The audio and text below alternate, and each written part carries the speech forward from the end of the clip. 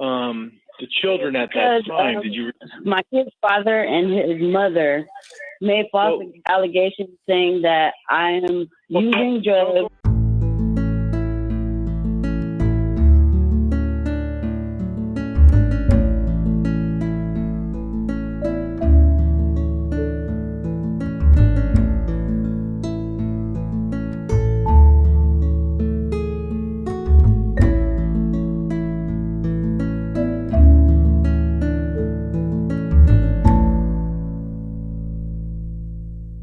Do you have a story to tell or a question to ask? Hi, I'm here. I'm sorry. All right, Natalie, we're on a live show. Can you hear me? Yeah, did you have a story to tell or a question to ask? A little bit of both, just so you can get a little bit of background. Okay. But it's me and my sister. What is it? My name is Faith. We're based out of San Francisco, California. So basically, I have a 9 and 10-year-old who I lost reunification to about 10 years ago when there was only one and about to be one.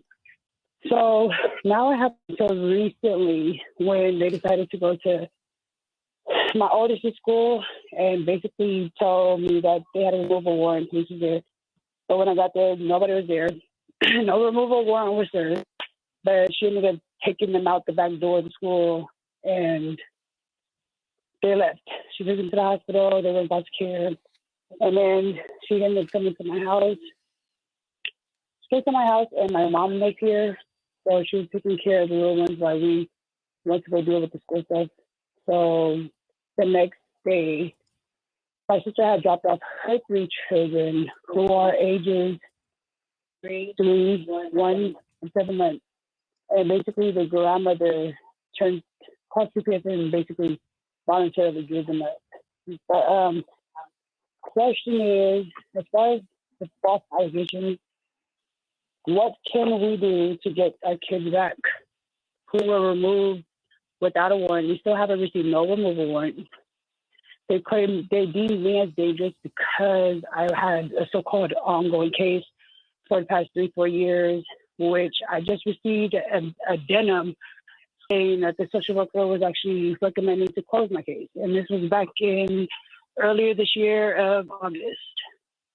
Oh, January, actually. Okay. Michael, what do you think? How can they get the kids back? Well, do you have any court hearings upcoming or in the future? Yes, we have one coming in January, the 24th and the 25th. They're still trying to. The 24th court is basically for me and my 3 and 4-year-old. They want to remove them from the home. For what allegations, I have no idea. I haven't received a petition on that. My lawyer, all he did was send me the so-called removal warrant. And then the 25th date is supposed to be for the oldest 2. And the other 3, when I lost reunification, my sister actually took kinship guardianship over the older 2. So since I was deemed dangerous and she was staying at my house due to domestic violence and the domestic violence led to her being an open case, that's when they decided to move in for my older 2. When was the last time you went to court? Huh? When was the last time you went to court, Natalie? Natalie. I went to court last Monday. Now, did they call that a detention hearing? Because typically within 72 hours of when they remove the children, they have to hold what they call a detention hearing. Is that what that was? Yeah, there should have been a report with that.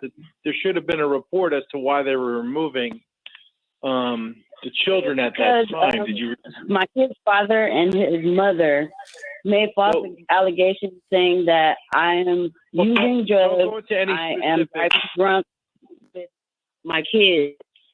And I was in a domestic violence shelter, and I got a better opportunity to move to a better shelter that has 24-hour supervision. They do wellness checks at 10, 2, and 7 p.m.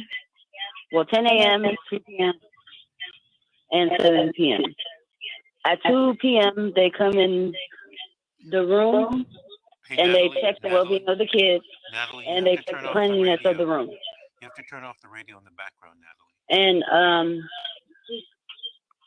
they just were saying a lot of things about me that are not true.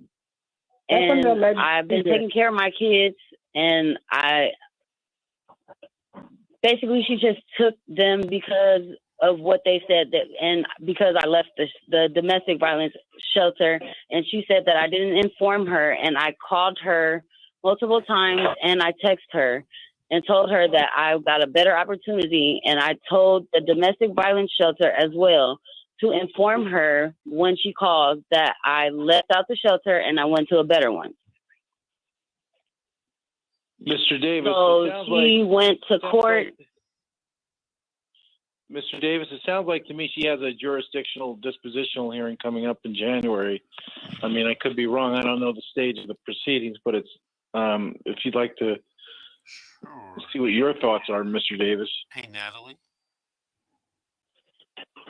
Can you say that again? Natalie, what I need you to do you have a court-appointed or a private attorney? I have a court-appointed attorney, but she's not really helpful.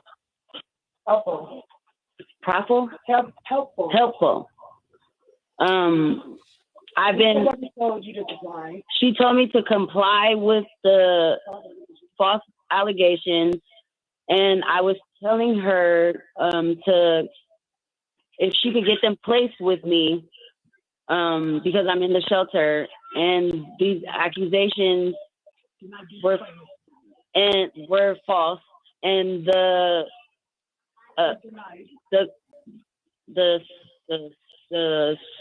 the court denied basically because she's a flight risk.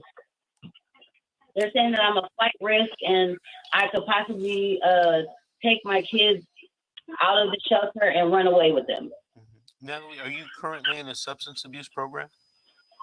In a substance abuse program? No, they have me drug testing and I've tested negative and I've been complying with that. The substance abuse class, I asked if it was possible, can I object to that because I'm not on drugs. I don't drink and drive. They're saying that I had a suspended license, but I didn't know that my license was suspended due to my SR22 expiring. So I went and got that taken care of. So my license is valid now. And I was trying to present all of this stuff in court at the detention hearing, and they would not hear me out because it seems as if they are more on the dad and the mom side than they are with me. Hey, Natalie, this is what I want you to do, okay? On Monday, I want you to call my office and ask for my assistant, Georgette. She's going to interview you. I've been talking to Georgette. That's exactly why I am okay, Natalie, on this radio show right now. And she was telling me that your retainer is really expensive. So do I got you? Yes. Can I finish? Oh, sorry about that. Okay. I'm going to tell Georgette that she's going to call you. I'm going to have a list of questions for her to ask you, and I want you to answer them. And based upon that, I'll be giving you a call back and giving you some information. Does that sound fair, Natalie? Yes, it does. All right, Natalie, I want to thank you for calling in. I want to thank you for listening. And call back in about 3 or 4 weeks and give our audience an update on what's going on. Okay? Thank you, Natalie. Hey, Michael. Michael, are you there? Yes, I am. Thank you, Natalie. You know, Michael, I think you're right. I think she has a jurisdictional and dispositional coming up, and I think that she's going to have to get with her attorney and come up with a strategy and plan. Sounded like that she had someone there helping her. I didn't know what was going on with that. But hopefully Natalie will be able to express herself without the help of someone once she's in court. That's going to be a very important factor if she gets on the witness stand and isn't able to, help herself and help her case. What do you think about that? Yeah, I think best thing she could do is get in touch with you and your office this week, and I'm sure you can give her very helpful information and advice at the very least. And I think that's the I think she's still at an early enough stage of the process to help herself. Very good. All right, we're going to take a break right now. This is The Secret, How to Fight CPS and Win. We'll be right back after these messages.